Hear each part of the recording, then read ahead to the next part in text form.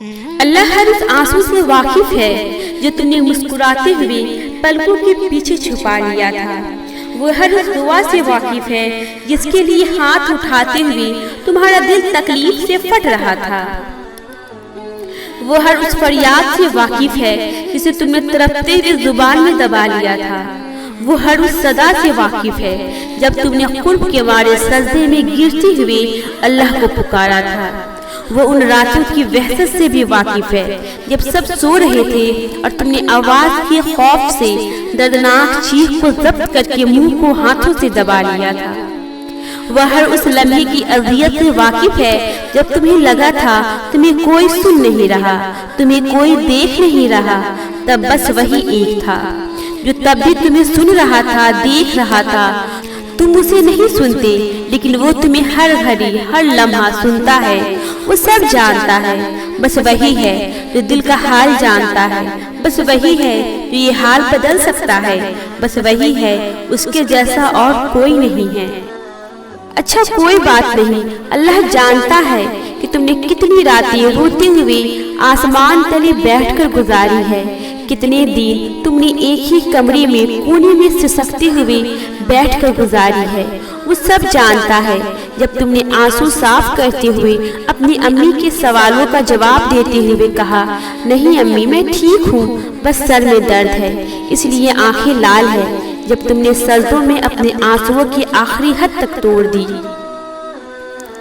جب لاکھ تکلیف میں ہوتے ہوئے تم سب کے سامنے مسکرائی اور چوری چوری آسمان کو دیکھ کر آنکھوں کے کناروں سے آنسو چھپائے، وہ جانتا ہے تم کس تکلیف میں ہو۔ بس ایک بات یاد رکھو، جب یہ دنیا ہمیشہ کے لیے نہیں ہے تو یہ آزمائش، تکلیف، آنسو کیسے مستقل ہو سکتی ہے؟ اللہ کیسے تمہیں ہمیشہ آزمائش میں رکھ سکتا ہے؟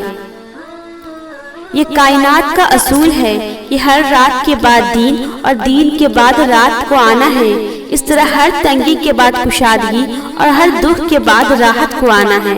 اور تم تو بہت بہادر ہو، تم تو بہت صبر سے کام لیا ہے، اب تو خوشیاں تمہارا انتظار کر رہی ہے، تو چلو اٹھو، شاباش، ہمت کرو، وہ تمہاری ہر طرف سے واقف ہے، وہ عنقریب تمہاری ساری دعائیں سنے گا، وہ ہر زخم ایسے بھر دے گا جیسے کبھی وہ تھا ہی نہیں۔ اللہ کے معاملات میں زیادہ نہ سوچا کرو کہ یہ کیسی ہوگا، وہ کیسی ہوگا، یہ بس وہی جانتا ہے۔ مایوس بھی نہ ہوا کرو، مایوسی تو کفر ہے، اور تم کیسے کہہ سکتے ہو کہ وہ تمہیں آزمائش میں ڈال کر بھول گیا ہے؟ وہ تو کچھ نہیں بھولتا، چھوٹی سی چھوٹی چیز بھی نہیں، وہ تو ایک چیٹی کا بھی حساب رکھتا ہے، تمہارا تو ایک آنسو بھی اس چیٹی سے بھی بڑا ہے۔ تم تو پھر انسان ہو، تم سے تو وہ پھر 70 ماؤں سے زیادہ پیار کرتا ہے، تو پھر کیوں مایوس ہوتے ہو؟ کیوں سوچتے ہو وہ تمہاری دعائیں نہیں سن رہا؟ کیوں دل چھوٹا کرتے ہو؟ اس کا تو مطلب یہ ہے کہ تمہیں اس پر یقین نہیں۔ اس نے تو قرآن میں خود وعدہ کیا ہے، ہر مشکل کے ساتھ آسانی ہے، ہر تنگی کے بعد کشادگی ہے۔ یہ بھی تو سوچو نا، جو تمہیں یہاں تک لے آیا ہے اس نے آگے بھی کچھ سوچ رکھا ہوگا۔ پھر وہی تو فرماتا ہے، مجھے شرم آتی ہے کہ میں اپنے بندے کے اٹھے ہوئے ہاتھوں کو کیسے خالی موڑوں، اس کا تو ہر وعدہ سچا ہے، پھر تم کیوں تھک ہار کر بیٹھ گئے ہو؟ پتہ ہے ہماری زندگی میں سکون کیوں نہیں ہے؟ کیونکہ ہم اللہ کے فیصلوں کی نافرمانی کرتے ہیں، لا حاصل کے پیچھے بھاگتے رہتے ہیں، یہ نہیں سوچتے کہ جب ایک ماں اپنی اولاد کا برا نہیں چاہ سکتی تو 70 ماؤں سے زیادہ پیار کرنے والا ہمارا رب کیسے برا چاہ سکتا ہے؟ جس چیز کو اس نے ہم سے دور کیا ہے، واقعی اس میں اس کی کوئی نہ کوئی حکمت ہوگی، نہ کوئی اس سے تمہاری خوشی کھٹکتی ہے۔ اللہ نے دل کا سکون رکھا ہی اپنے پاس ہے، پھر جب ہم اس کے فیصلے نہیں مانتے نا اور لا حاصل کے پیچھے بھاگتے رہتے ہیں، ضد لگاتے ہیں، تو وہ ہمیں ہمارے حال پر چھوڑ دیتا ہے۔ بھاگو، جتنے اپنی محبتوں کے پیچھے بھاگ سکتے ہو بھاگو، اور ہم آخر سانس تک اس چیز کے پیچھے بھاگتے رہتے ہیں۔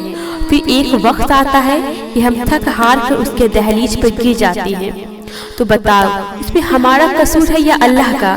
اس نے تو پہلے ہی ہمیں سمجھایا تھا کہ لا حاصل کے پیچھے مت بھاگو، جو تمہارا ہے तुम्हें ही मिलेगा। लेकिन फिर जब हम नाफरमानियां करके जिद करके उसके फैसले की तौहीन करते हैं और अपनी मनमानी करते हैं तो वो हमें हमारी ही चाहत में थका देता है।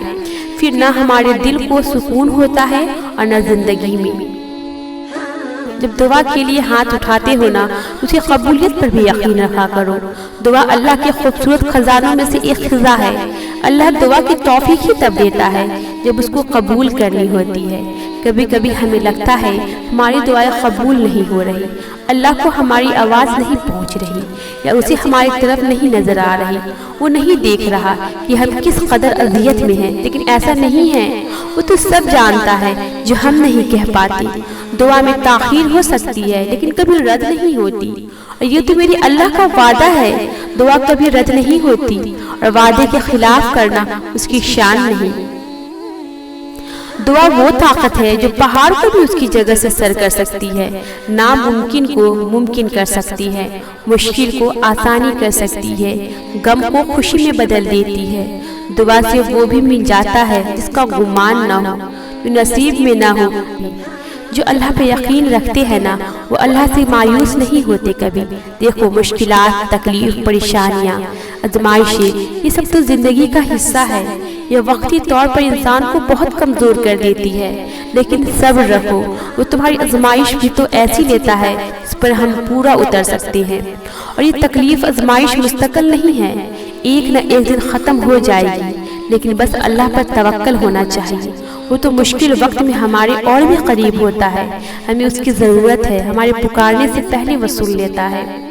वो तो बस हमारा सब्र आजमाता है। वो चाहता है हमें थोड़े दुख से गुजार कर ढेर सारा सुख दे, आजमाइश से गुजार कर बेहतरीन दे, तकलीफ के आंसू के बदले खुशी के आंसू दे, तकलीफ में गुजरी हुई सख्ती रातों के बदले सुकून की नींद दे। जब उसे हमारा इतना ख्याल है तो क्या हम उसकी रजा के लिए थोड़ा सा सब्र भी नहीं कर सकती? उसके फैसलों पर यकीन रखकर खुद को उसके सुपुर्द नहीं कर सकती? ये नहीं कह सकते अल्लाह आप ऐसे राजी तो मैं भी ऐसे ही राजी? क्या उसकी मसलिहतों को दिल से कबूल नहीं कर सकती? क्या जिद छोड़कर उस चीज को नहीं छोड़ सकते जिसको उसने हमसे दूर कर दिया? ये तकलीफ आरजी है, ये गम बस कुछ वक्त का हिस्सा है।